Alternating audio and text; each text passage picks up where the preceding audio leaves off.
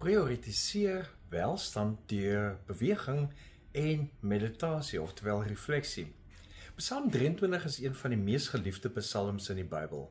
En Dawid skryf het waarskynlik in 'n tyd van onsekerheid, maar hy gebruik die beeld van 'n herder om te herinner aan God se sorg, God se leiding en God se beskerming. Ons lees in Psalm 23 vers 1 tot 2. Die Here is my herder, ek kom niks kort nie. Hy laat my rus in groen weivelde. Hy bring my by waters waar daar vrede is. Nou die groen weivelde en waters waar daar vrede, of soos die ou vertaling rus is, gesê word, was vir die antieke herders nie net mooi prentjies nie. Dit was noodsaaklik vir herstel, vir voeding en vir veiligheid. So Dawid help ons besef, God lei ons na waar ons hele menswees kan herstel, en dit is liggaamlik, emosioneel, geestelik. Nou in ons moderne wêreld waar selfoonskerms, televisieskerms, rekenaarskerms, e-posse en konstante geraas ons aandag oorneem, het ons soveel meer nodig om na sulke groen weivelde en waters waar daar vrede is terug te keer. En een van die maniere, praktiese maniere waarop ons dit kan doen, is deur die eenvoudige ritme van beweging en meditasie, of soos ek genoem het, refleksie.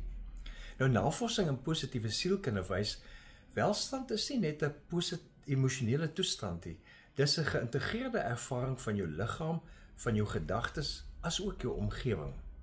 Ed Diener, 'n pionier in die studie van subjektiewe welstand, beklemtoon dat mense se geluk en lewensbevrediging toeneem wanneer hulle doelbewus praktyke beoefen wat beide fisieke en geestelike harmonie bevorder.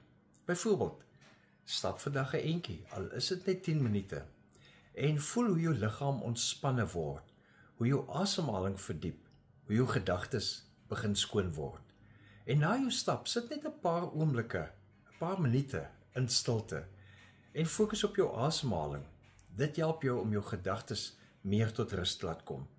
En hierdie eenvoudige kombinasie van beweging en meditasie verlaag stres. Dit verbeter jou bui of luim, en dit help jou om meer teenwoordig en gefokus te leef. En dit help jou bewus word van God wat jou lei na vrede, nie net in die natuur nie, maar ook in jouself. Leef geïnspireerd.